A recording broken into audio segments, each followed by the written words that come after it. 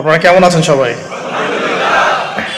আজকে ইনশাআল্লাহ তাআলা একটি গুরুত্বপূর্ণ বিষয় নিয়ে আপনাদের সাথে কথা বলবো। ওয়া মা তাওফীকি ইল্লা বিল্লাহ আলাইহি তাওয়াক্কালতু ওয়া ইলাইহি উনীব। বিসমিল্লাহির রহমানির রহিম।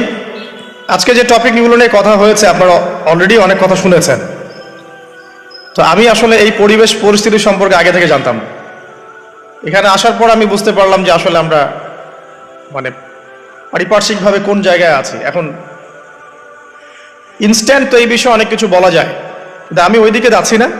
আমি আমার ক্ষুদ্র বুঝ অনুযায়ী রাসূলুল্লাহ সাল্লাল্লাহু আলাইহি ওয়াসাল্লামের যে শান, যে মর্যাদা, তিনি যে শেষ নবী এবং তারপরে যে কোনো নবী আসবে না, এবং কেন তিনি শেষ নবী, তার মধ্যে স্পেশালিটি কি কি আছে, এই বিষয়গুলো নিয়ে একটু সংক্ষিপ্ত কথা বলবো ইনশাআল্লাহ। ঠিক আছে? ওয়া মা তাওফীকি ইল্লা বিল্লাহ আলাইহি তাওয়াক্কালতু ওয়া ইলাইহি উনীব। আমি আলোচনা শুরু করতে যাচ্ছি একটা হাদিস থেকে। একদিন রাসূলুল্লাহ সাল্লাল্লাহু আলাইহি ওয়াসাল্লাম মসজিদের পাশ দিয়ে হেঁটে যাচ্ছেন, মসজিদে নববীর পাশ দিয়ে। তখন সাহাবায়ে কেরাম রাদিয়াল্লাহু আনহুম আজমাইন তারা মসজিদের মধ্যে বসে একটা বিষয় নিয়ে কথোপকথন করছিলেন। তো নবী সাল্লাল্লাহু আলাইহি ওয়াসাল্লাম জিজ্ঞাসা করলেন যে তোমরা কি নিয়ে কথা বলছো, তোমরা কি নিয়ে কথোপকথন করছো? তখন সাহাবায়ে কেরাম রাদিয়াল্লাহু আনহুম তারা বলছেন যে আমরা কিয়ামতের আলামতগুলো নিয়ে কথা বলছিলাম। কি নিয়ে কথা বলছেন? কিয়ামতের আলামতগুলো নিয়ে সাহাবীরা কথা বলছেন। তো সাহাবীদের কিয়ামতের আলামত নিয়ে কথা বলার কি দরকার ছিল? তাদের সময় তো আর কিয়ামত হবে না। দরকার ছিল কি? সচেতনতা। তারা ফিতনায় নিজেরা যেন না পড়ে যান, এই জন্য সতর্ক থাকতে চাইতেন। এই কারণেই ফিতনাময় পরিবেশ নিয়ে আলোচনা করতেন। তো নবী সাল্লাল্লাহু আলাইহি ওয়াসাল্লাম তখন বললেন, দেখো, যতদিন পর্যন্ত 10টা আলামত প্রকাশ হচ্ছে না ততদিন পর্যন্ত কিয়ামত হবে না। কয়টা আলামত? 10টা। নবী সাল্লাল্লাহু আলাইহি ওয়াসাল্লাম প্রথমে বললেন 1 নাম্বার হচ্ছে মাসিহুদ দাজ্জাল। কি নাম? মাসিহুদ দাজ্জাল। 2 নাম্বার হচ্ছে ইয়াজুজ এবং মাজুজ। এর আদম সন্তান পৃথিবীতে বের হবে এবং পুরো পৃথিবীটা ম্যাসাকার করে ছেড়ে দিবে। আর মাসিহুদ দাজ্জাল সেও বের হবে শেষ জামানায়, যে ইহুদিদেরকে নিয়ে পুরো বিশ্ব শাসন করবে। বিশ্বের প্রতিটা ডিপার্টমেন্ট সে রুল করবে, এবং দাজ্জালের চেয়ে ভয়ঙ্কর কোনো ফিতনা এই পৃথিবীতে আসে নাই, আসবেও না। প্রত্যেক নবী তার কওমকে দাজ্জাল সম্পর্কে সতর্ক করেছিলেন, এমনকি নূহ আলাইহিস সালাম পর্যন্ত তার উম্মতকে দাজ্জালের ফিতনা সম্পর্কে সতর্ক করেছিলেন। নবী সাল্লাল্লাহু আলাইহি ওয়াসাল্লাম বলেছেন যে তোমরা যদি সূরা কাহাফ তেলাওয়াত করো, প্রত্যেক জুমার দিন সূরা কাহাফ তেলাওয়াত করো, অথবা সূরা কাহাফের প্রথম 10টা আয়াত, শেষ 10টা আয়াত মুখস্থ রাখো, ইনশাআল্লাহ তাআলা মাসিহুদ দাজ্জাল তোমাদের কোনো ক্ষতি করতে পারবে না। 1 মাসিহুদ দাজ্জাল, 2 ইয়াজুজ আর মাজুজ, 3 হচ্ছে ঈসা ইবনে মারইয়াম। ঈসা ইবনে মারইয়াম যতক্ষণ পর্যন্ত না আসছেন, পৃথিবীতে আবার ইউটার্ন না করছেন এবং তার হাতে মাসিহুদ দাজ্জাল নিহত না হচ্ছে, কিয়ামত হবে না। 4 দাব্বাতুল আরদ, অর্থাৎ পৃথিবীর ভিতরে একটা প্রাণী আছে, মাটি ফেরে এই প্রাণীটা বের হবে কিয়ামতের আগে আগে, এবং এই প্রাণীটা মানুষের সাথে কথাবার্তা বলবে, কথা বলতে পারা প্রাণী। এ যতক্ষণ বের হচ্ছে না কিয়ামত হবে না ইনশাআল্লাহ তাআলা। কটা বললাম? 4টা। 5 হচ্ছে দুখান বা ধোঁয়া। এই পুরো পৃথিবীর আকাশটা একটা নির্দিষ্ট সময় পর্যন্ত ধোঁয়ায় ছেয়ে যাবে, এবং হতে পারে, আল্লাহু আলাম, হতে পারে যে সূর্যের আলো পৃথিবীতে পৌঁছাবে না, এমন ধোঁয়া হতে পারে। পুরো পৃথিবীটা ধোঁয়ায় ছেয়ে যাবে, এটা সূরা দুখানের মধ্যেও বলা আছে। এটা 5। 6 নম্বরে নবী সাল্লাল্লাহু আলাইহি ওয়াসাল্লাম বলছেন যে একটা ভূমিকম্প হবে পৃথিবীর পূর্ব দিকে। পৃথিবীর পূর্ব দিক মানে এই যে ভারত, পাকিস্তান, বাংলাদেশ, শ্রীলঙ্কা, ইন্দোনেশিয়া, ঠিক আছে, এই সিঙ্গাপুর, এই যে কন্টিনেন্ট, মালয়েশিয়া, এটা পৃথিবীর পূর্ব দিক। এদিকে একটা ভূমিকম্প হবে। তারপরে 7 পৃথিবীর পশ্চিমে একটা ভূমিকম্প হবে। পশ্চিম মানে বোঝেন না? পশ্চিমা বিশ্ব না, সৌদি আরব না, পশ্চিমা বিশ্ব, ব্রিটেন, ফ্রান্স, জার্মানি, তারপরে এই যে রাশিয়ান কন্টিনেন্ট, হ্যাঁ, ইউক্রেন, এদিকে আপনার আমেরিকা, এই পুরো পশ্চিমা বিশ্ব, এখানে একটা ভূমিকম্প হবে বড়, এবং এগুলো এমন হবে যেগুলোতে ভূমি মাটিতে ধসে যাবে, মাটিতে ডুবে যাবে। ভূমিকম্প না, ভূমিধস। 8 পৃথিবীর মাঝখানে মধ্যপ্রাচ্যে একটা ভূমিকম্প হবে, যেখানে আমাদের সো কল্ড আমিরুল মুমিনিনরা থাকে। যারা আমেরিকা এবং ইসরায়েলের বন্ধু, এদের এখানে একটা ভূমিকম্প হবে ইনশাআল্লাহ তাআলা। আর 9, ইয়েমেন থেকে একটা আগুন বের হবে। ইয়েমেন থেকে একটা আগুন বের হবে, যে আগুন মানুষকে হাসরের মাঠের দিকে তাড়িয়ে নিয়ে আসবে। আরেকটা বলেছেন 10 নম্বর, যেটা এই মুহূর্তে আমি ঠিক মনে করতে পারছি না। তো এই 10টা আলামতের কথা নবী সাল্লাল্লাহু আলাইহি ওয়াসাল্লাম বলেছেন, না হওয়া পর্যন্ত, এই 10টা আলামত না আসা পর্যন্ত কিয়ামত হবে না। ঠিক আছে? আচ্ছা, এখন এই 10টার মধ্যে সবচেয়ে বড়টা কি? সবচেয়ে বড়টা হচ্ছে মাসিহুদ দাজ্জাল। সবচেয়ে বড়টা কি? ও 10 নম্বরটা মনে পড়েছে, আলহামদুলিল্লাহ। সূর্য উঠবে পশ্চিম দিক থেকে। সূর্য উঠবে পশ্চিম দিক থেকে। তাহলে আর সময় নাই, পৃথিবীর সময় শেষ। এই 10টা মনে থাকবে? আসেন বলি। প্রথমে কি? দাজ্জাল। তারপরে ইয়াজুজ আর মাজুজ। 3 নম্বর ঈসা ইবনে মারইয়ামের প্রত্যাবর্তন। 4 নম্বর দাব্বাতুল আরদ, জমিন থেকে প্রাণী বের হয়ে কথা বলবে মানুষের সাথে। ঠিক আছে? 5 নম্বর কি বললাম? ধোঁয়া, দুখান। ঠিক আছে? 6, 7, 8 3টা ভূমিকম্প, পূর্ব দিকে একটা, পশ্চিমে একটা, পৃথিবীর মাঝখানে একটা। 9 নম্বর ইয়েমেন। ইয়েমেনের নাম শুনেছেন? ওই যে যেখানে সৌদিরা বোম মারছে আর কি, ইয়েমেনের বাচ্চাদেরকে বোম মেরে হত্যা করছে না, জানেন না খবর? তো ওই ইয়েমেনের ছোট ছোট বাচ্চারা শিয়া সুন্নির কি বোঝে আমার বুঝে আসে না। ওই ছোট ছোট বাচ্চাগুলো শিয়া সুন্নির কি বোঝে আমার বুঝে আসে না। আমেরিকার টাকা খেয়ে এরা ঠিকই বোম মারছে কেন? আর এই বোমগুলো তো এরা তৈরি করতে পারে না, আমেরিকার কাছ থেকে কিনে নেয়। তো ওই ইয়েমেন থেকে আগুন বের হবে, সে আগুন মানুষকে হাসরের মাঠের দিকে তাড়িয়ে নিয়ে আসবে। এবং 10, যেটা বললাম, সূর্য উঠবে পশ্চিম দিক থেকে, তখন তওবার দরজা বন্ধ হয়ে যাবে। তওবা আর করেও লাভ হবে না। 2টা সময় তওবা করে লাভ নাই। একটা হচ্ছে মৌতের যন্ত্রণা শুরু হয়ে গেলে, মৃত্যুর যন্ত্রণা শুরু হয়ে গেলে আগে পা থেকে শুরু হয়ে আস্তে আস্তে গলার দিকে আসে। হাদিসে যেমনটা এসেছে, সূরা ওয়াকিয়ার মধ্যেও আছে, যে পায়ের দিক থেকে যন্ত্রণা শুরু হয়ে আস্তে আস্তে আস্তে আস্তে এই গলার দিকে আসে, এবং আত্মাটা গলার এখানে যখন চলে আসে, এখান থেকে মালাকুল মউত আত্মাটাকে নিয়ে চলে যাবে। এবং চোখ দিয়ে তাকিয়ে থাকে মানুষ। রুহটা চলে গেলে মানুষ চোখ দিয়ে তাকিয়ে থাকে। দেখবেন এই কারণে মৃত ব্যক্তি তাকিয়ে থাকে, চোখ খোলা থাকে।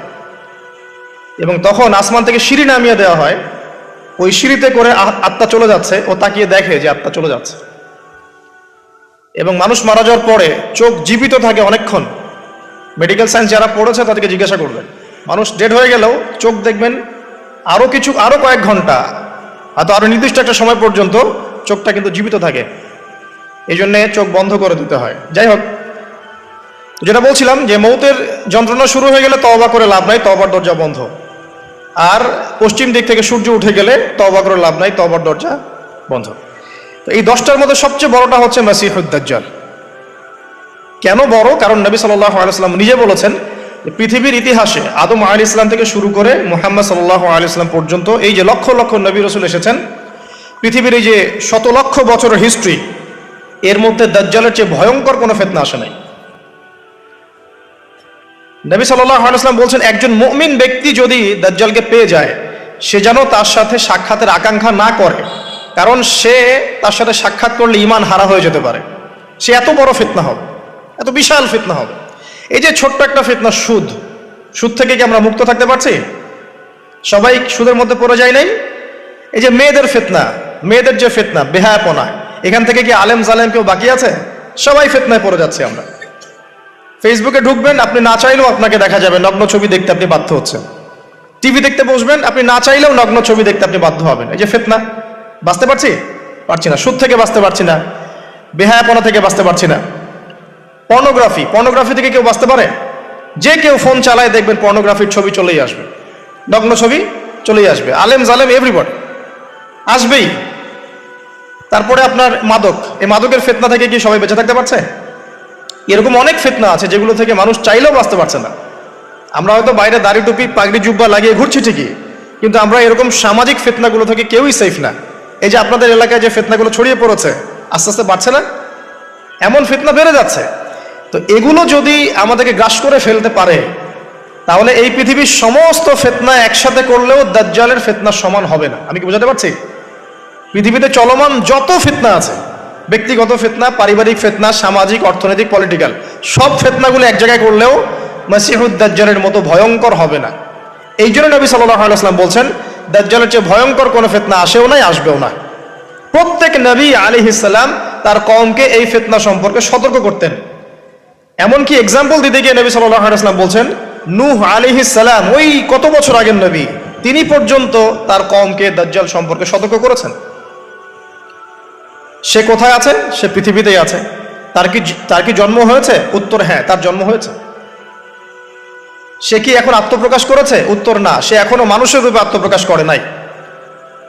সে কাদেরকে নিয়ে বিশ্ব শাসন করবে? উত্তর, জিউসদেরকে নিয়ে, ইহুদিদেরকে নিয়ে। দাজ্জাল কাদেরকে নিয়ে বিশ্ব শাসন করবে? ইহুদিদেরকে নিয়ে। আমার কথা কি বোঝা যায়? নবী সাল্লাল্লাহু আলাইহি ওয়াসাল্লাম বলেন, সে এত বড় ফিতনা, সে 40 দিন পৃথিবীতে বিচরণ করবে। কয়দিন? 40 দিন। যার প্রথম দিনটা হবে 1 বছরের সমান, দ্বিতীয় দিনটা হবে 1 মাসের সমান, তৃতীয় দিনটা হবে 1 সপ্তাহের সমান, এবং বাকি দিনগুলো হবে আমাদের দিনের মতোই। নবী করিম সাল্লাল্লাহু আলাইহি ওয়াসাল্লাম বিভিন্ন হাদিস থেকে বলেছেন যে দাজ্জাল সারা বিশ্বটাকে শাসন করবে। কিরকম?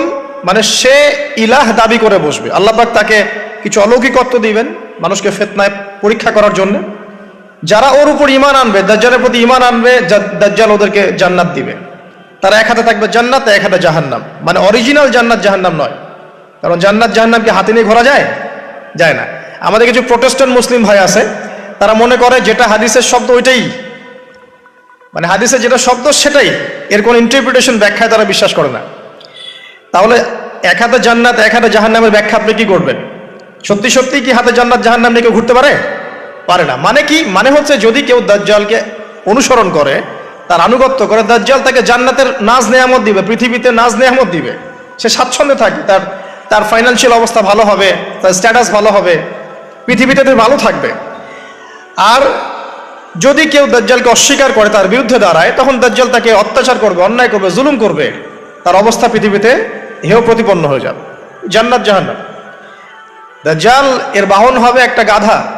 নবী সাল্লাল্লাহু আলাইহি ওয়াসাল্লাম বলছেন, সেই গাধার লম্বা প্রশস্ত কান থাকবে, যেই কানের নিচে কত হাজার মানুষ আশ্রয় নিতে পারবে। তো এখন এটা কি সত্যিকারের গাধা? দাজ্জালের কানের কথা বলা হচ্ছে, এই কানটা কি সত্যিকারের কান? যার নিচে এমন কোন গাধা কি আছে বড় কানওয়ালা, যে আকাশে উঠতে পারে? এমন কোন গাধা কি আছে যে আকাশে উঠতে পারে, যার বড় কান আছে, যার কানের নিচে হাজার হাজার মানুষ আশ্রয় নিতে পারে? আছে? নাই। তাহলে নিঃসন্দেহে এটা বাস্তবিক গাধা বোঝানো হচ্ছে না, বোঝানো হচ্ছে এমন কোন বাহন যেটা আকাশ ফ্লাই করতে পারে এবং এত অত্যাধুনিক হবে যার পাখার নিচেই হাজার মানুষ আশ্রয় নিতে পারবে। এয়ারক্রাফট হতে পারে, আল্লাহু আ'লাম। আচ্ছা, আলোচনা হয়তো অনেক হাই স্কেলে চলে যাচ্ছে, আমি একটু কমাই নিয়ে আসি। এক কথায় সংক্ষিপ্ত করে বোঝেন, দাজ্জাল পুরো বিশ্বটাকে রুল করবে, শাসন করবে। ঠিক আছে? কাদেরকে নিয়ে শাসন করবে? কাদেরকে নিয়ে? ইহুদিদেরকে নিয়ে। আচ্ছা, ইহুদিদের মধ্যে দুটো ভাগ আছে। এক ভাগ হচ্ছে সত্যিকার অর্থেই কিছু কিছু ক্ষেত্রে তারা তাওরাত, এই যে জাবুর, ইনজিল, এগুলোর প্রতি একটু মানে অনুগত আর কি। আরেকগুলো আছে বেশিরভাগই এরা হচ্ছে বদ প্রকৃতির। এরা এই পৃথিবীতে, সারা পৃথিবীতে জায়নিস্ট মুভমেন্ট ছড়িয়ে দিয়েছে এবং তারা বিশ্বের প্রত্যেকটা ডিপার্টমেন্ট নিয়ন্ত্রণ করা শুরু করেছে এখন। এবং তারা সারা বিশ্বর যত মানে সেন্সিটিভ ইস্যুগুলো হচ্ছে এর পিছনে কলকাঠি নাড়ে আর কি। এখন যদি কাউকে মনে করেন, আপনাকে যদি বিশ্ব শাসন করতে হয় এবং আপনার সাথে কিছু অনুসারী থাকে, তাহলে আপনাদেরকে কিছু কাজ করতে হবে। তো আমার কথা বোঝেন। মনে করেন যে আমি বিশ্ব যদি শাসন করতে চাই, তাহলে আমার তো কিছু মানুষ লাগবে, লাগবে না? লাগবে। আচ্ছা, তারপরে আমার তো একটা ভূখণ্ড লাগবে, লাগবে না? একটা দেশ লাগবে না? একটা সার্বভৌমত্ব লাগবে না? আমাকে পৃথিবীর সমস্ত অর্থনৈতিক বিষয়গুলো নিয়ন্ত্রণ করতে হবে না? ইকোনমি নিয়ন্ত্রণ করতে না পারলে কেউ ওয়ার্ল্ডকে শাসন করতে পারবে? মনে করেন ওয়ার্ল্ডের ব্যাংকিং সিস্টেম, ইকোনমিকে কেউ নিয়ন্ত্রণ করছে না, সে কি রুলিং স্টেট হতে পারবে? শ্রীলঙ্কা, সে কি বিশ্বের রুলিং স্টেট? সে কি বিশ্বের অর্থনীতি নিয়ন্ত্রণ করে? বরং সে তো দেউলিয়া হয়ে গেল, তাই না? আমেরিকা, ইসরায়েল, ওরা কি দেউলিয়া হয়েছে? না। তারা কি বিশ্বের অর্থনৈতিক বিষয়কে নিয়ন্ত্রণ করে? করে। চায়না, তারা কি দেউলিয়া হয়েছে? তারা কি বিশ্বের অর্থনীতি নিয়ন্ত্রণ করতে পারে? পারে। তো এক কথায় বোঝেন, আপনাকে যদি রুল করতে হয় সারা ওয়ার্ল্ডকে, প্রথমত আপনার একটা ল্যান্ড লাগবে, একটা কিছু মানুষ লাগবে আপনার, এবং সেই মানুষগুলো রামসাম যদুমধু হলে হবে না, সেই মানুষগুলো হতে হবে সবচেয়ে বুদ্ধিদীপ্ত মানুষ, ট্যালেন্টেড মানুষ, যারা পৃথিবীর সবকিছু নিয়ন্ত্রণ করার যোগ্যতা রাখে। সায়েন্টিস্ট লাগবে, আপনার ইকোনমিস্ট লাগবে, আপনার কলামিস্ট লাগবে, মিডিয়ার পার্সন লাগবে, পলিটিশিয়ান লাগবে, সূক্ষ্ম বুদ্ধিসম্পন্ন মানুষ লাগবে। এই মানুষগুলো কি তারা জোগাড় করতে পেরেছে? পশ্চিমা সভ্যতা পেরেছে? আচ্ছা, আর কি লাগবে? আপনার নির্দিষ্ট ভূখণ্ড লাগবে, এবং ভূখণ্ডটা স্বাধীন হতে হবে, কারো পরাধীন হলে চলবে না। ইসরায়েল কি স্বাধীন হয়েছে? ইহুদিরা কি রাষ্ট্র গঠন করেছে? করে নাই? আপনারা তো খবরই রাখেন না দেখি। ইহুদিরা কি রাষ্ট্র গঠন করে নাই? কত সালে বলেন? সুবহানাল্লাহ, এমনি হবে না। 1948-এ তো রাষ্ট্র গঠন তো অনেক আগেই হয়েছে। 1948-এ তো সে জানান দিয়েছে, কিন্তু রাষ্ট্র গঠন অটোম্যানদেরকে হারানোর পরেই হয়েছে। যখন প্রথম বিশ্বযুদ্ধ হয়ে গেছে, তারপরে অটোম্যান এম্পায়ারদেরকে হটিয়ে তারা তো রাষ্ট্র মোটামুটি দখল করেই ফেলেছে। তারপর আস্তে আস্তে রাষ্ট্রের আয়তন বাড়িয়েছে। মাত্র 1948-এর দিকে এসে তারা পুরো বিশ্বকে জানান দিয়েছে আমরা একটা পুরো রুলিং স্টেট হতে যাচ্ছি আপকামিং। তো যাই হোক, তারা রাষ্ট্র কায়েম করেছে। আপনাকে সারা ওয়ার্ল্ড রুল করতে হলে প্রথমত আপনার স্টেট লাগবে, স্টেট ওটা কায়েম করে ফেলেছে। আপনার স্টেটের রাষ্ট্রের সার্বভৌমত্ব দরকার আছে, এটাও ওদের হয়ে গেছে। আপনার সারা ওয়ার্ল্ডকে রুল করতে হলে সারা বিশ্বের ইকোনমিক সিস্টেম, অর্থনীতি নিয়ন্ত্রণ করতে হবে, তারা সেটা করেছে। ওয়ার্ল্ড ব্যাংকের মাধ্যমে করছে, IMF এর মাধ্যমে করছে, আরো বিভিন্ন সংস্থার মধ্য দিয়ে তারা ওয়ার্ল্ডের ইকোনমিক সিস্টেমটাকে নিয়ন্ত্রণ করে ফেলেছে। আপনি এর বাইরে যেতেই পারবেন না, এমনভাবে নিয়ন্ত্রণ করে ফেলেছে আপনি এর বাইরে যেতেই পারবেন না। এবং আরো কি দরকার? ম্যান পাওয়ার, জনসমষ্টি দরকার। এই জনসমষ্টির জন্য তারা ইউনাইটেড নেশনস ফর্ম করে ফেলেছে। আপনি ইউনাইটেড নেশনসের বাইরে যেতেই পারবেন, কেউ পারবে না। এখনকার এই রাষ্ট্রের, এই বিশ্বের কারো পক্ষে সম্ভব না। এর বাইরে গিয়ে কিছু করা কারো পক্ষে সম্ভব না, করতে গেলেই শেষ করে ফেলাবে। আর কি দরকার? আপনার সারা ওয়ার্ল্ডের মিডিয়া প্রযুক্তি নিয়ন্ত্রণ করতে হবে। মিডিয়া নিয়ন্ত্রণে না থাকলে আপনি ইসলামকে আর মৌলবাদী সন্ত্রাসী ধর্ম বলে প্রচার করতে পারবেন না। তো মিডিয়া নিয়ন্ত্রণ করতে হবে। মিডিয়া অলরেডি নিয়ন্ত্রিত, ওদের সমস্ত বড় বড় মিডিয়া ওদের হাতেই। আর কি লাগবে আপনার? টেকনোলজি। এই যে আপনি গুগল চালান, অ্যাপেল ইউজ করেন, এইটা ওইটা করেন, ফেসবুকিং, ইউটিউবিং, সব কিছু ওদেরই। আর আমরা মনে করি ফেসবুকের মধ্যে দিয়ে আমরা দিন কায়েম করে ফেলাবো একেবারে। মানে ইহুদি খ্রিস্টানদের প্ল্যাটফর্মে আইসা ওর মধ্য দিয়ে আমি চাচ্ছি দিন ইসলাম প্রতিষ্ঠা করে খেলাফত কায়েম করে ফেলাবো একেবারে। কত বড় বোকা! এটা মাছ ধরার জাল বিষয় রেখে দিছে একটা। এগুলো হচ্ছে জাল। কারা কারা টোপ দেয় ওইটা ধরে টান দিবে ওরা। খেলে কথা হয়তো বুঝতে পারেন না, মাথার উপর দিয়ে যাচ্ছে, বুঝতে পারতেছি। কয়েকবার লেকচারটা দেখবেন ভিডিও ইউটিউবে, তারপরে বুঝতে পারবেন ইনশাআল্লাহ। এগুলো মাছ ধরার টোপ। জাল ফেলেন না আপনারা? বাঘ শিকার করার জন্য হরিণকে বিসর্জন দেয় না মানুষ, এগুলো সেই টোপ। মাছ ধরতে গেলে আগে যে চারা দেন না, এই ফেসবুক, ইউটিউবিং, এগুলো চারা দেওয়া। হ্যাঁ, এর মধ্যে কিছু কল্যাণকর দিক আছে, এটা ক্ষতির চেয়ে নিতান্তই কম, ক্ষতি বেশি। তারপরে আর কি নিয়ন্ত্রণ করতে হবে? সবচেয়ে বড় জিনিসটা, সেটা হলো অস্ত্র শস্ত্র। সারা বিশ্বের যত মারণাস্ত্র আছে, এমন অস্ত্র যেটা একটা বোম ফেললে একটা দেশ উড়ে চলে যাবে, এরকম অস্ত্র শস্ত্র নিয়ন্ত্রণ করতে হবে। সেটা করেছে না করে নাই?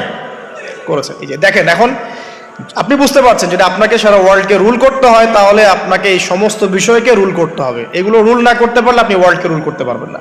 আর নবীজি বলছেন দাজ্জাল সারা বিশ্বকে কি করবে? বলেন, সারা বিশ্বকে রুল করবে। তার মানে দাজ্জালকে এগুলো নিয়ন্ত্রণ করতে হবে, এবং দাজ্জালের ফলোয়ার্স যারা আছে ওদেরকে এগুলো নিয়ন্ত্রণ করতে হবে। এখন বলেন, পশ্চিমারা এবং জিউসরা এগুলো নিয়ন্ত্রণ করছে কি করছে না? তার মানে দাজ্জাল আসার সময় কাছে না দূরে? এবার বুঝতে পারছেন? এখন আসেন অন্যদিকে আসেন। শুধু এগুলো করলেই তো হচ্ছে না, এর পথে একটা বাধা আছে। ওই রুলিংসের পথে একটা বাধার নাম হচ্ছে মুসলিমরা। কারা? মুসলিমরা। কারণ মুসলিমরা জানে যে দাজ্জাল মিথ্যা, আল্লাহ পাক এটা পরীক্ষা করছেন। হ্যাঁ, ও যে আল্লাহ দাবি করবে, নিজেকে গড দাবি করবে, বা সারা ওয়ার্ল্ডকে রুল করবে, এর বিরুদ্ধে একমাত্র শক্তি হিসেবে দাঁড়াতে পারলে মুসলিমরাই দাঁড়াতে পারবে। আর যাদের মধ্যে ধর্মীয় চেতনা আছে, যারা সৎ, নিজ নিজ ধর্ম পালন করে, তারাও কিন্তু এটাকে মেনে নিবে না। এখন তাহলে কি করতে হবে? ধর্মগুলোকে এলিমিনেট করতে হবে, ধর্মগুলোকে সরাতে হবে। এভাবে আস্তে আস্তে কি করলো? সব ধার্মিক তত্ত্বগুলোকে বাদ দিয়ে নাস্তিকতার তত্ত্বগুলো সব শুরু হলো সমাজে প্রচলন। আস্তে আস্তে আস্তে আস্তে ধর্ম আস্তে আস্তে মাইনাস হতে থাকলো, এবং নাস্তিকতার তত্ত্বগুলো রাইজ করতে থাকলো। এটাও তারা করেছে।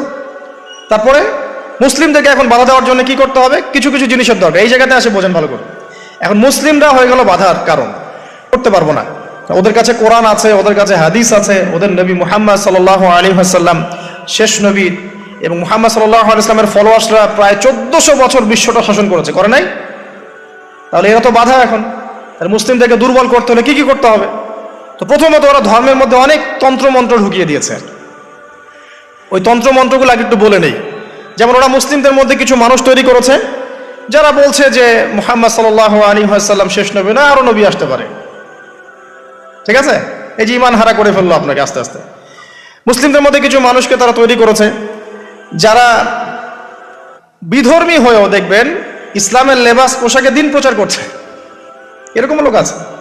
মুসলিমদের মধ্যে এমন মানুষ তারা তৈরি করেছে যারা বলছে যে কবিরা গুনাহ করলেই কাউরে হত্যা করা যাবে। এভাবে তারা বিভিন্ন সন্ত্রাসবাদী সংগঠনে যোগ দিয়েছে, দেওয়ার ফলে মুসলিমদের মধ্যেই দেখা গেছে যে মুসলিম কান্ট্রিগুলোর মধ্যেই বোম ব্লাস্টিং, এখানে ওখানে বিস্ফোরণ, এগুলো করছে। এটাকে আমরা খাওয়ারিজ আকীদা বলি। তারা আবার ঢুকিয়ে দিয়েছে মুসলিমদের মধ্যে, একদল মানুষ বলছে যে আলী রাদিয়াল্লাহু আনহু তিনি আল্লাহর মর্যাদা পাওয়ার যোগ্য, নাউজুবিল্লাহ, তার মর্যাদা মুহাম্মদ সাল্লাল্লাহু আলাইহি ওয়াসাল্লামের চেয়েও বেশি, নাউজুবিল্লাহ, বা তার সমমানের, এইসব কথাও বলছে। এরকম একটা শ্রেণীও বের হয়েছে। আবার নতুন আরেক শ্রেণী বের হয়েছে মুসলিমদের মধ্যে, বলছে যে কোরআন মানবো, হাদিস মানার কোনো দরকার নাই, কোরআন মানলে যথেষ্ট, হাদিস মানার কোনো দরকার নেই। আবার একটা দল বের করবে, মানে করেছে দেখবেন, যারা হচ্ছে আবার শুধু লা ইলাহা ইল্লাল্লাহ বললেই হবে, আমলের কোনো দরকার নাই। শৈথুল্যবাদী, মুরজিয়া বলে এদেরকে, শুধু লা ইলাহা ইল্লাল্লাহ বললেই হবে, আমলের কোনো দরকার নাই। আবার একটা দল বের করেছে যে যুক্তি দিয়ে কোরআন যতটুকু বুঝবো এটাই মানা যাবে, এর বাইরে মানা যাবে না, মুতাজিলা। যুক্তি দিয়ে কোরআন যতটুকু বুঝবো এতটুকু মানবো, যুক্তির বাইরে যায় মানবো না। এরকম শত শত আকীদার মানুষকে তারা মুসলিমদের মধ্যেই ছড়িয়ে দিয়েছে, এবং মুসলিমদের মধ্যে এই ফিতনাগুলো ছড়িয়ে দেওয়ার ফলে উম্মাহ কি হয়ে গেছে, বিভক্ত হয়ে গেছে। এরপরেও আবার দেখবেন হকপন্থী যারা, তাদের মাঝে সূক্ষ্মভাবে তারা ষড়যন্ত্র করে আপোষে ফাটল সৃষ্টি করে দিয়েছে। বিশুদ্ধ মানহাজের, বিশুদ্ধ আকীদার একটা জামায়ার মধ্যেও দেখবেন আবার ফাটল সৃষ্টি হয়ে গেছে। এগুলো ধর্মতাত্ত্বিকভাবে তারা আক্রমণ করেছে। আবার তরুণ যুবকদেরকে এই যে internet section, gaming section, online section, অহেতুক সময় নষ্টর কিছু এলিমেন্টস, গেমিং সেকশন, এগুলো দিয়ে ব্যস্ত রেখেছে। ফ্রি মিক্সিং ছড়িয়ে দিয়েছে, ফ্রি মিক্সিং, নারী পুরুষের একাকার। এখন জেনা ছড়িয়ে দেওয়া হয়েছে, জেনার উপকরণ, পর্নোগ্রাফি ছড়িয়ে দেওয়া হয়েছে, সবাই ঘরে বসে এগুলো দেখছে। মাদকটাকে সহজ করে দেওয়া হয়েছে, সবাই এখন এদিকে ছুটছে। রিবা ছড়িয়ে দেওয়া হচ্ছে, সবাই সুদ খাচ্ছে। মানে মুসলিম উম্মাকে ধ্বংস করার জন্য চতুর্দিক থেকে তারা কিন্তু আক্রমণ করেছে। কেন আক্রমণ করেছে? কারণ ওই রুল করতে হলে, তাদেরকে সারা ওয়ার্ল্ডকে রুল করতে হলে সবচেয়ে বড় বাধা কারা? মুসলিমরাই। এই কারণেই সুদূর প্রসারী নীল নকশা একে প্রায় 100-200 বছরের প্ল্যান করে তারা এই কাজগুলো করেছে, যে কাজগুলোতে তারা প্রায় 80-90% সফল। আর আমরা বিগত 100 বছরে সবচেয়ে বেশি যে কয়টা মাসআলা নিয়ে পড়েছিলাম সেটা হচ্ছে হাত বাঁধা, নাভির নিচে না উপরে না বুকে, রফুল এদেন করবো কি করবো না, আমিন জোরে হবে না আস্তে, পায়ে পা লাগবে কি লাগবে না। আর বিগত 100 বছরে, 100 বছর কিন্তু হয়ে গেছে। 1914 সালে অটোম্যান ডিফিটের পরে 2022 চলছে, এখন প্রায় 100 বছর হয়ে গেছে। তো 100 বছরে তারা কিন্তু এই সমস্ত সেক্টরগুলো উন্নতি করে আজকে রুলিং স্টেট। আপনাকে বোঝাচ্ছিলাম ওরাই কিন্তু সারা ওয়ার্ল্ডকে রুল করছে। আর মাসিহুদ দাজ্জালও কিন্তু ইহুদিদেরকে নিয়ে সারা ওয়ার্ল্ডকে রুল করবে। আচ্ছা, এখন বুঝতে পারছেন অলরেডি যারা বিচক্ষণ শ্রোতা, যে এই পরিস্থিতিটা শুধুমাত্র ওদের সাফল্য বললে ভুল হবে। এখানে সবচেয়ে বড় কথা আমাদের ব্যর্থতা। কারণ বিগত 1400 বছরে কিন্তু আমাদের অবস্থা এমন ছিল না। ওমর রাদিয়াল্লাহু আনহুর যুগে আমাদের অবস্থা এমন ছিল, আবু বকর সিদ্দিকের যুগে এমন ছিল, তারপরে আপনার ওসমান আলী রাদিয়াল্লাহু আনহুমা তাদের যুগে কি আমাদের অবস্থা এমন ছিল? 4 খলিফার যুগ ছিল প্রায় 30 বছর। কত বছর? 30 বছর। 30 বছর ইসলামী খেলাফা চলেছে। তার আগে নবী সাল্লাল্লাহু আলাইহি ওয়াসাল্লাম 23 বছরে সমাজ সংস্কার করেছেন। ওই 23 বছর যদি ধরি, পরের 30 বছর এখানে কিন্তু ইসলামের জয় জয়কার। 4 খলিফার পরেও উমাইয়ারা শাসন এসেছে। কারা আসছে? উমাইয়ারা শাসন করেছে প্রায় 80 থেকে 90 বছর বা 92 বছর। এই 92 বছরেও কিন্তু মুসলিমদের অবস্থা এমন ছিল না। ছিল? কথা বুঝতে পারছেন না? ছিল না। তারপরে শাসন এসেছে আব্বাসীয়রা শাসন করেছে প্রায় 550 বছর। কত বছর? কথা বলেন। প্রায় 550 বছর। এই 550 বছরেও মুসলিমদের অবস্থা এমন ছিল না যেমনটা এখন আজকে আছে। তারপরে ফাতিমি খেলাফত গিয়েছে, তুলুনি খেলাফত গিয়েছে, এদিকে মামলুকদের শাসন গিয়েছে, কর্ডোভার ইসলামী খেলাফত গিয়েছে, মোগলরা চলে গেছে, উসমানীয়রা চলে গেছে। মুসলিমদের অবস্থা কিন্তু এমন ছিল না। এই হিস্ট্রিগুলো কয়জন জানো? এই 1400 বছর ইসলামের হিস্ট্রিগুলো কয়জন জানো? এই 1400 বছরে আমাদের অবস্থা কিন্তু এমন ছিল না। এখন বর্তমান সিচুয়েশন আর এই 1400 বছরের সিচুয়েশনকে আমরা মিলাতে পারছি না। পারছি না। করণীয় কি আপনার? কেন হলো এই অবস্থা, মানে কি করতে হতো বা কি করা উচিত, কেন হলো এই অবস্থা? মোটা দাগে কয়েকটা কথা হচ্ছে, আমরা বেশিরভাগই ইল্লা মাশা আল্লাহ, আমরা বেশিরভাগই কোরআন এবং সুন্নাহ থেকে দূরে সরে আসছি, 1 নাম্বার। 2 নাম্বার, আমরা বেশিরভাগই আমলের দিকে জোর যতটা না দিয়েছি, ইলম অর্জন, জ্ঞান অর্জনের দিকে অত বেশি জোর দেইনি। কথা বুঝতে পারছেন না মনে হয়? আমরা আমলের দিকে জোর দিচ্ছি না এমন না, আমল করতে চাই আমরা খুব, কিন্তু কোরআন সুন্নাহর গভীর জ্ঞান অর্জন করা এবং সমসাময়িক বিশ্বের জ্ঞানগুলো অর্জন করার দিকে আমরা কিন্তু খুব একটা ফোকাস করছি না। আবার অনেকে তো এখন পর্যন্ত এই যুগে এসেও জেনারেল শিক্ষাকে স্বীকৃতি দিচ্ছেন না, এই শিক্ষাটার দরকার আছে, কোরআন সুন্নাহর সাথে এই শিক্ষাটা অর্জন করলে বিশ্বকে এগিয়ে নেওয়া যাবে, আমরা তো স্বীকৃতি দিচ্ছি না।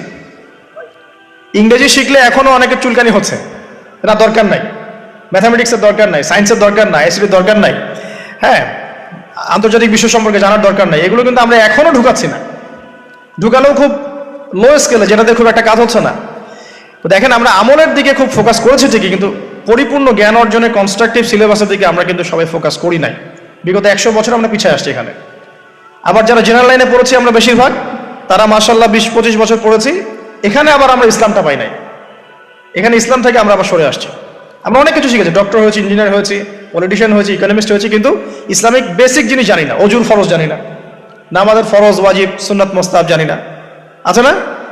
ফরজ গোসল কেমন করে করতে হয় সেটাও আমরা বুঝতে পারছি না, জানি না অনেকেই। পরে যখন হেদায়েত আসে তখন আবার পড়াশোনা শুরু করি, তখন জানি। সিলেবাস ওয়াইজ আপনি পাচ্ছেন না। এখানে জ্ঞানের একটা দৈন্যতা আছে না, মেরুকরণ আছে না? এই জ্ঞানের মেরুকরণ হচ্ছে দায়ী, প্রথম কথা। তারপরে হচ্ছে কোরআন সুন্নাহ থেকে সরে আসা, 2 নাম্বার। 3 নাম্বার, আমল করেছে ঠিকই, কিন্তু পরিপূর্ণ আমলে আমরা বিশ্বাসী না অনেকেই। হ্যাঁ, যে আমলগুলো করলে কোনো সমস্যা হয় না সেগুলো করছি ঠিকই, যে আমলগুলো করলে সমস্যা হবে সেগুলো আবার করতে চাই না। কিরকম? নামাজ পড়লে কোনো সমস্যা নাই, আপনি নামাজ পড়বেন, তাসবিহ তাহলিল করবেন, হ্যাঁ, আপনি সময় লাগাবেন, ওকে ফাইন, কিন্তু সুদ নিয়ে কথা বললে বা সুদের এগেনস্টে কিছু করলে প্রবলেম, আপনি করতে পারছেন না। ওটা নিয়ে লেকচার দিলে আপনার চাকরি থাকবে না, আপনার ওই ইমামতি থাকবে না। হ্যাঁ, আপনি স্টেজে উঠছেন, মাহফিল কমিটি কানে কানে বলে দিচ্ছে যে এখানে ভাই অনেক সুদখোর আছে, সুদ নিয়ে কথা বলা যাবে না, এখানে ভাই অমুক আছে, ভাই এগুলো নিয়ে কথা বলা যাবে না। হ্যাঁ, আমাদের মাহফিলে যিনি দান করেছেন উনি আবার অনেক বড় তামাকের ব্যবসায়ী, তামাক নিয়ে কথা বলেন, যাই বলেন। এই যে পরিপূর্ণ যে আমল, মানে ইসলামের পরিপূর্ণতা, আমি আমল করব, পারি না পারি আগে বিশ্বাস তো করবো যে হ্যাঁ পরিপূর্ণটাই ইসলাম, এখন পারছি না সেটা আলাদা বিষয়। এখান থেকে আমরা অনেকে সরে আসছি। আর কি দেখেন, আমরা কিন্তু আদর্শ পরিবারটা গড়তে অনেকে ব্যর্থ হয়েছি। 4 নাম্বার, 5 পরিবারের একজন নামাজ পড়ে, বাকিরা পর্দা নাই, নামাজ নাই, খেয়ালও নাই আমাদের অনেক। আবার দেখবেন আমাদের মা বোনদের পর্দার শিথিলতা করে দিয়েছি আমরা, সব জায়গায় উন্মুক্ত হয়ে ঘুরছে। তার চেয়ে বড় কথা, আমরা কিন্তু অনেকে আবার হারাম রিজিকে ঢুকে গেছি। রিজিকের ক্ষেত্রে আমরা হালাল হারামে পরোয়া করছি না, সুদ, ঘুষ, জেনা, ব্যভিচার সবখানেই আছি আমরা, দুর্নীতি সব জায়গাতে আছে। তো এই আর কি কারণ। সবচেয়ে বড় কথা, ইউনাইটেড নেশনসটা, মানে আমাদের মুসলিম উম্মার ইউনিটিটা নষ্ট হয়ে গেছে। সবাই বাহ্যিকভাবে যদি বলি আমরা সবাই ভাই ভাই, কিন্তু আপোষে আমরা আসলে হিংসাত্মক মনোভাব মানে পোষণ করছি, বোধ পলিটিক্যালি এবং ধর্মতাত্ত্বিকভাবেও। দেখবেন এই যে সিজন আসবে, ইলেকশনের সিজন, নিজের ভাই, আপন ভাই ভাই মারামারি করবে। দেখবেন উভয় মুসলিম, ওই ভাই মুসলিম, এক্স, এই ভাই ওয়াই, এও মুসলিম, এক্স ওয়াই মারামারি করে, দুজনে মুসলিম। দুনিয়ার জন্য, দুনিয়ার একটা ক্ষমতার জন্য উভয় ভাই ডেমোক্রেটিক পদ্ধতি থেকে মারামারি করে জীবন শেষ। অথচ দুইজনই আমার ভাই, দুজন মরলে জানাজা পড়বো, তাই না? দুজনই মুসলিম, আমরা চাবো দুজনে জান্নাতে যাক। একইভাবে ধর্মের দিকে দেখবেন, 2টা মুসলিম দল এই রক্ত মাংস খাওয়া খাওয়ি করছে, 2টা মুসলিম বক্তা একজন একজনকে কামড়াকামড়ি করছে, 2টা মুসলিম মানে মানহাজের মানুষ উভয় একে অপরকে কাদা ছড়াছড়ি করছে। এই যে ছোট মানসিকতা, মানে কি বলবো, যে মিন মাইন্ডেড সাইকোলজি, এটা আমাদের উম্মার ভাঙনের জন্য অনেকটা দায়ী আর কি। আমরা লিবারেল হতে পারি নাই, উদার হতে পারছি না, সবাইকে ভাই মনে করতে পারছি না, সবার কল্যাণকামী হওয়ার মানসিকতাটা হারিয়ে যাচ্ছে। এই জিনিসগুলো আমাদের পিছিয়ে পড়ার অন্যতম কারণ হয়ে দাঁড়িয়েছিল আর কি। আর পলিটিক্যাল ইস্যুগুলো তো বাদ, কারণ আমরা তো ওই লেভেলে যাই নাই, এখন তো ইসলামিকভাবে ওইটা সব জায়গায় ইম্পোজ করা হয় নাই। এই কারণে আপনি ওয়ার্ল্ড অ্যাফেয়ার্সে গিয়ে ইসলাম নিয়ে কথা বলতে পারছেন না। তো অনেকগুলো কারণেই আমরা পিছিয়ে পড়েছি। এই কারণগুলো কিভাবে সলভ করা দরকার সেটা আপনারা আরো ভালো বুঝতে পারছেন। জ্ঞান অর্জনের দরকার আছে, এখন আমল বাড়িয়ে দেওয়ার দরকার আছে, আদর্শ পরিবারের প্রয়োজন আছে, হালাল রিজিকের প্রয়োজন আছে, পর্দায় চলে আসার দরকার আছে, আমাদের আগামী প্রজন্মকে মানুষ করার দরকার আছে, উম্মার ঐক্যবদ্ধতার পিছনে কাজ করার দরকার আছে, এবং ইসলামের বিরুদ্ধে যে বিভ্রান্ত মতবাদগুলা, এগুলোর বিপক্ষে দালিলিক জবাব দেওয়ার প্রয়োজন আছে এখন।